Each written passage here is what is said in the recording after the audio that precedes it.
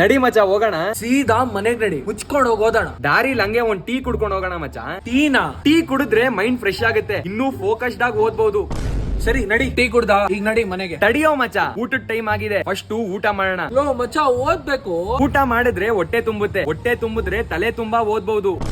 ಅದ್ಯಾಕ ಹಂಗ್ ನೋಡ್ತೀಯಾ? ನನ್ನ ನಂಬು ಮಚ್ಚ, ತಿಂದ ತಕ್ಷಣ ಹೋಗ್ ಓದೋಣ. ಸರಿ ಬೇಗ ನಡಿ.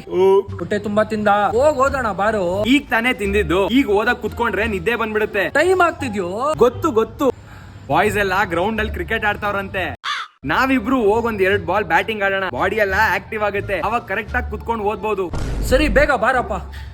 ಮಗ, ರಾತ್ರಿನೇ ಆಗೋಯ್ತು, ಈಗ ಏನೇ ಆದ್ರೂ ಓದ್ಲೇಬೇಕು. ಟೈಮ್ ಎಷ್ಟಾಯ್ತು? 10:30 ಕಣೋ. ಈಗ ಓದಕ್ ಆಗಲ್ಲ ಬಿಡು.